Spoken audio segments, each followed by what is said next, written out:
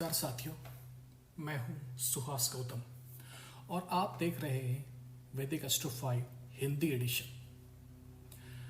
आज हम एक ऐसे विषय पर बात करने जा रहे हैं। हर कुंडली की एक जड़ होती है, वो 4 त्रिकोणों में होती है: धर्म, अर्थ, काम और मोक्ष। ये सर ज्योतिषीय सब टर्म नहीं है, बल्कि ये जीवन का सार है और 4 दिशाएं हैं। हर कुंडली इन चारों त्रिकोणों में संतुलित होती है। आप कौन हैं, क्या करना चाहते हैं, क्या पाना चाहते हैं और अंत में कैसे और कहाँ लौटना चाहते हैं। धर्म त्रिकोण का मतलब आपकी आत्मा का है, मूल स्वभाव और उद्देश्य। फर्स्ट भाव, आप कौन हैं, आपका लग्न, आपका स्वभाव, शरीर और जीवन की शुरुआत है। फिफ्थ भाव, आपकी बुद्धि, पूर्व जन्मों के संस्कार, पुण्य और संतान का है, सृजनशीलता का भी है। नाइन्थ भाव, भाग्य, गुरु और धर्म और आध्यात्मिक दिशाओं का है। जब यह त्रिकोण बहुत मजबूत होता है तो व्यक्ति अपने मार्ग को पहचानता है। वो अपने जीवन में क्या सही है ये स्पष्ट समझता है, ये जानता है। अगर ये त्रिकोण कमजोर हो, जैसे व्यक्ति लक्ष्यहीन हो जाता है, भ्रमित हो जाता है, दूसरों के भरोसे रहता है, सो ज्योतिषीय संकेत यही कहती है कि अग्नि राशियों में अगर ये भाव हो, व्यक्ति आत्मनिर्भर होता है अगर वो मजबूत है। गुरु, सूर्य या आपके गुरु बृहस्पति इन घरों में हो तो आध्यात्मिक आपकी प्रवृत्ति बहुत प्रबल होती है। धर्म से जुड़ते हैं, धर्म से फॉलो करते हैं उसे। अपने लग्नेश और पंचमेश के स्वभाव को जानने के लिए और उसको ठीक से रखने नियमित रूप से किसी गुरु से ज्ञान लेते रहिए। धार्मिक पद से जुड़ाव रखिए। और एक उदाहरण देता हूं। एक युवक जिसकी कुंडली में गुरु 9वें स्थान पे था, वो शुरू में इंजीनियर बना, अच्छा काम किया, परंतु यात्रा कर रहा था तो उसे दौरान उसे आध्यात्मिक संत से उसकी मुलाकात हो गई। उसके बाद उसका जीवन पूरी तरह से बदल गया। वो आज ध्यान का एक शिक्षक बना हुआ है। धर्म त्रिकोण में ये जागरण होना उसी का कारण था। दूसरा, अर्थ त्रिकोण।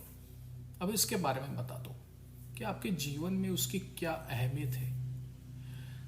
तो दूसरा भाव जो होता है वो धन का, परिवार का, बोलचाल का होता है। सिक्स्थ भाव या छठा भाव ऋण, रोग, सेवा, प्रतियोगिता के बारे में होता है। और 10वां भाव करियर, प्रतिष्ठा, कर्म के भाव होता है। ये भाव बहुत मजबूत होना जरूरी है। व्यक्ति मजबूत होगा तो व्यक्ति बहुत मेहनती, जिम्मेदार और व्यवस्थित काम में लगा हुआ रहता है। वह जो चाहता है उसे प्राप्त करता है, लेकिन धीरे धीरे।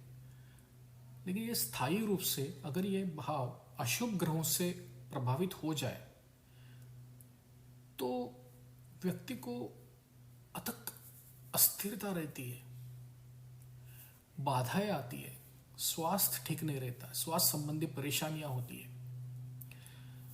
तो ज्योतिषीय संकेत उसके बारे में कुछ अलग चीजें बताती है। जैसे शनि, बुध और शुक्र अगर इन भावों में हो तो व्यक्ति थोड़ा सा कार्य कुशल तो होता ही है, नो डाउट। और दशा अंतरदशा में इन भावों के स्वामी सक्रिय हो तो अथक के अवसर मिलते भी जाए। तो इसके लिए क्या करें? अपने दशा काल में 6th और 10th भाव का विशेष ध्यान रखें।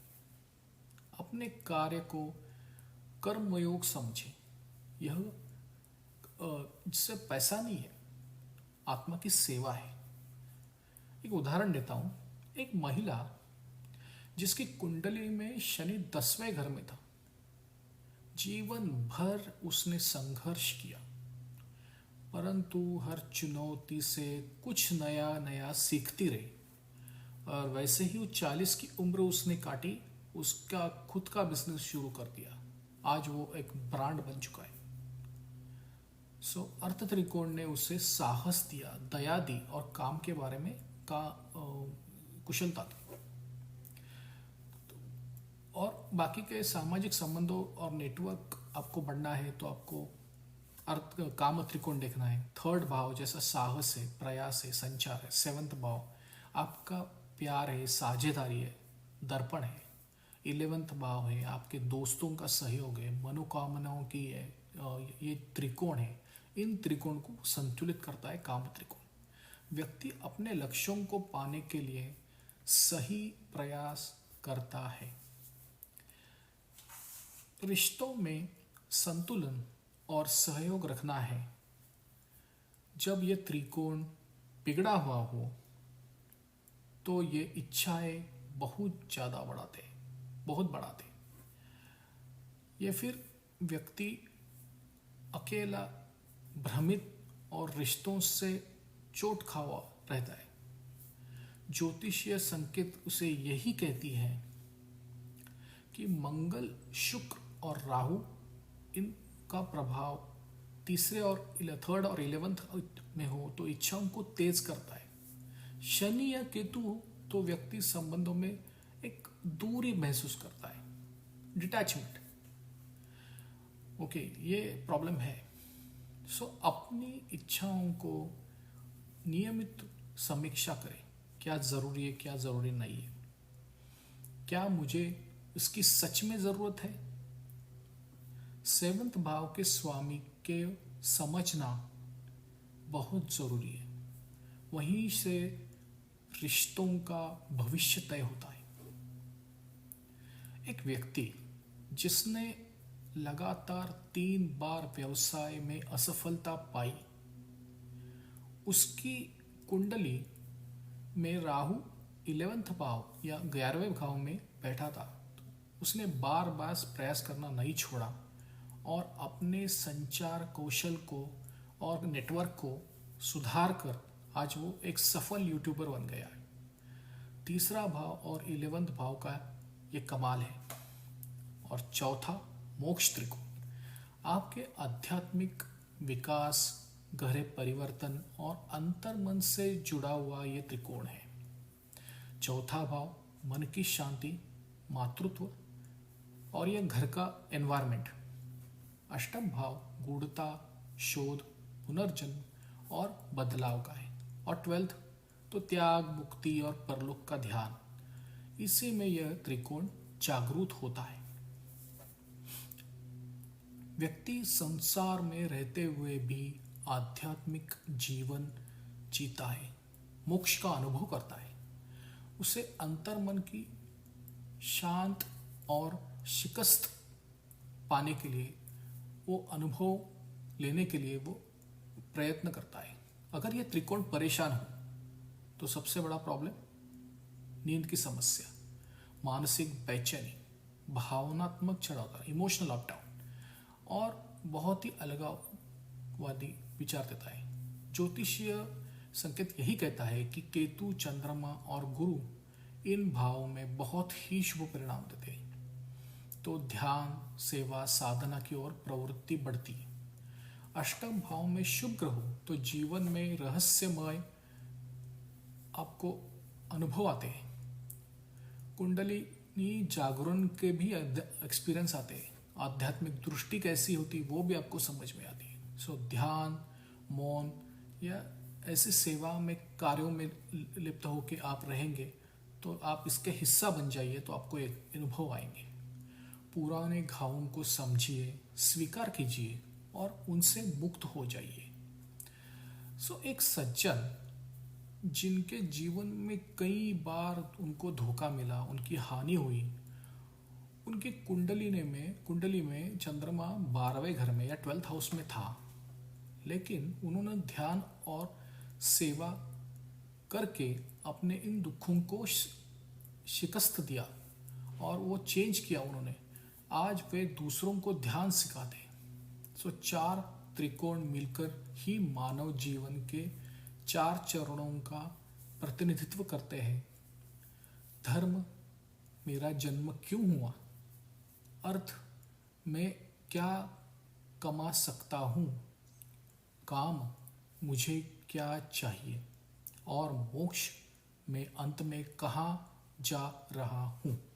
यही ज्योतिष हमें सिखाता है। हर भाव, हर ग्रह, हर दशा इन चारों रास्तों में से किसी एक को प्रकाशित करती है और वही रहती है। अगर आप जानना चाहते हैं कि आपकी कुंडली में अभी कौन सा त्रिकोण तेज में है, एक्शन में है, कौन सा अधूरा काम आपका रह गया है, तो नीचे दिए गए लिंक में मुझसे ज्योतिषीय परामर्श कर सकते हैं। अगर ये वीडियो आपको समझ आया तो आप इसको लाइक करें, कमेंट करें और ज़रूर लिखें कि आपको सबसे ज़्यादा कौन से त्रिकोण के बारे में आपका जुड़ाव महसूस आपको हो रहा है। सब्सक्राइब करें वैदिक एस्ट्रो 5 हिंदी एडिशन, और जहां हम जीवन के और ज्योतिषीय चीज़ों के बारे में आत्मा की दृष्टि से देखना कैसे है उसके बारे में बताते हैं। जय श्री कृष्ण। फिर मिलेंगे कोई एक नई कुंडली, नई आत्मा और नई सीख के साथ। Thank you.